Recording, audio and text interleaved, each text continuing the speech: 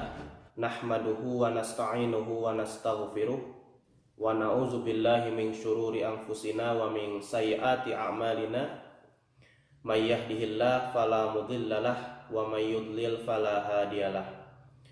Asyhadu an la ilaha illallah wa asyhadu anna Muhammadan abduhu wa rasuluh. Allahumma salli ala Muhammad wa ala alihi wa ashabihi wa man tabi'ahum bi ihsan, amma ba'd. Hadirin ikhwatul iman rahimakumullah. Di dalam hadis Rasulullah Shallallahu alaihi wasallam yang diterima dari sahabat Abu Hurairah radhiyallahu anna Rasulullah Shallallahu alaihi wasallam qala as-siyamu junnatun fala yarfus wala yajhal wa inimru'un qatalahu aw syatamahu falyakul inni shaimun marrataini wallazi nafsi biyadihi la khulufu fami shaimi atyabu indallahi min rihil miski yatruku ta'amahu wa syarabahu wa syahwatahu min ajli as-siyamu li wa ana ajzi bihi wal hasanatu bi asyri amsalihah. Rawahul Bukhari. Di antara keutamaan saum adalah yang pertama, as-siyamu junnatun. Saum itu adalah benteng. Maksudnya adalah benteng dari api neraka. Orang yang sedang saum itu dirinya akan terhindar dari siksa api neraka. Agar saumnya itu bisa menghindarkan dirinya dari api neraka, dari siksa neraka, maka fala yarfus wala yajhal. Maka ketika sedang saum itu tidak boleh berkata-kata rofas. Ibnu Hajar mengatakan bahwa rofas itu adalah perkataan-perkataan cabul, jorok, kotor yang mengarah kepada hubungan seksual. Itu tidak boleh. Benar-benar mulut kita itu harus dijaga dari perkataan-perkataan itu. Wala yajhal, dan tidak boleh berbuat bodoh. Maksud dari berbuat bodoh adalah teriak-teriak, jeritan-jeritan. Ini tidak boleh ketika kita sedang saum, berteriak-teriak, berjerit-jeritan. Rasulullah Shallallahu alaihi wasallam melarang ketika kita sedang saum. Wa inimru'un qatalahu aw syatamahu, dan jika ada seseorang yang mengajak kepada kita berkelahi, au syatamahu, atau menghina kita, falyakul, maka kata Nabi, ucapkanlah, inni shaimun marrataini, sesungguhnya aku sedang saum.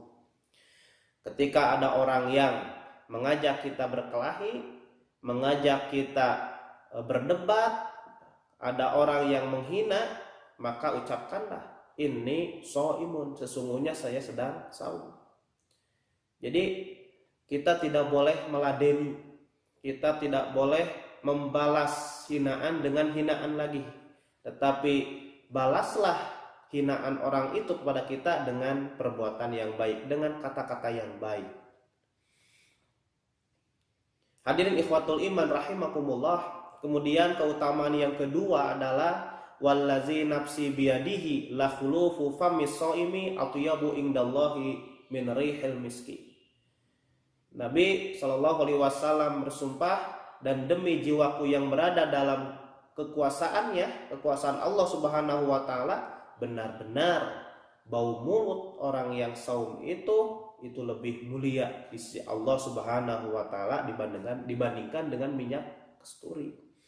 Ini menunjukkan bahwa orang yang saum kemudian mulutnya itu bau, itu lebih mulia di sisi Allah Subhanahu wa taala.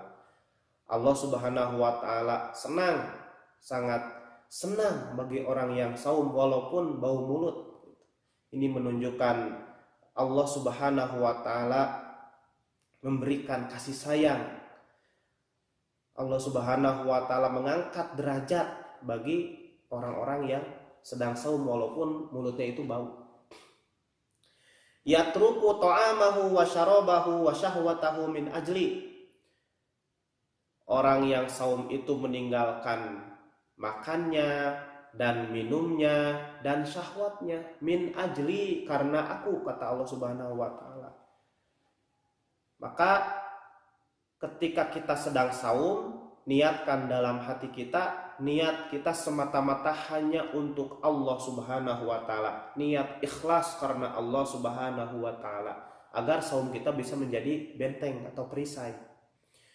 Dan ini sesuai dengan sabda Nabi masih dari Abu Hurairah, man shoma ramadhana imanan wahtisaban ghufira lahu ma taqaddama min dzanbihi. Barang siapa yang saum Ramadan diniati dengan niat ikhlas karena Allah Subhanahu wa taala, karena iman kepada Allah Subhanahu wa taala dan mengharap pahala kepada Allah Subhanahu wa taala, ghufira lahu ma taqaddama min dzanbihi, maka akan diampuni dosa-dosanya yang telah lalu. Asyamu li wa ana ajzi bihi, saum itu untukku dan aku sendiri yang akan mengganjarnya. Wal hasanatu bi asyri amsalihha, dan satu kebaikan itu dilipat gandakan menjadi 10 kebaikan. Hadirin ikhwatul iman rahimakumullah, ibadah saum itu sangat istimewa. Tetapi ada yang lebih istimewa dari di atas saum itu. Jadi ibadah saum itu sangat istimewa, tapi ada yang lebih istimewa lagi, yaitu ibadah sholat. Itu marotibnya, tingkatannya. Ibadah sholat itu tertinggi, kemudian yang kedua saum. Nah, saum itu ibadah yang sangat privasi. Kita tidak akan tahu apakah orang itu saum atau tidak, kita tidak tahu. Maka yang tahu itu hanya dia sendiri dan Allah Subhanahu wa taala. Nah, ibadah saum itu untuk Allah, dan Allah sendiri yang akan mengganjarnya.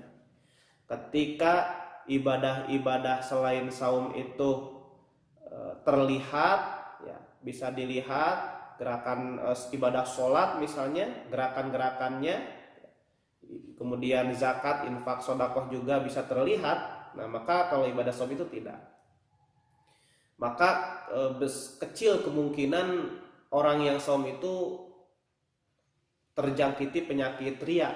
Tetapi bisa saja ria ketika orang yang saum itu berkata kepada orang-orang, saya sedang saum, saya sedang saum.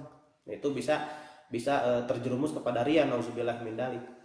Nah, amal ibadah selain saum, ya, oleh Allah Subhanahu wa taala itu akan dibalas dengan 10 kebaikan. Dengan satu kebaikan dilipat gandakan menjadi 10 kebaikan. Nah, ibadah saum itu akan dibalas oleh Allah tidak terhingga pahalanya. Wa ana ajzi bihi, dan aku akan membalasnya. Itu artinya pahalanya itu tidak dibatasi. Saking banyaknya pahala yang Allah berikan kepada orang yang sedang saum.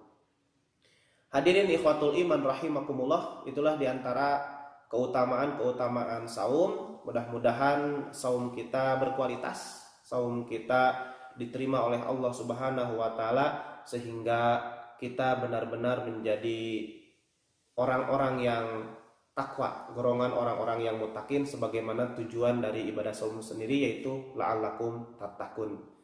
Mudah-mudahan kamu menjadi orang-orang yang bertakwa. Demikian apa yang bisa saya sampaikan pada kesempatan ini. Mudah-mudahan ada manfaatnya bagi kita semua. Rabbana atina fid dunya hasanah wa fil akhirati hasanah wa qina adzabannar. Aqulu qouli hadza wa astaghfirullah li wa lakum. Assalamualaikum warahmatullahi wabarakatuh.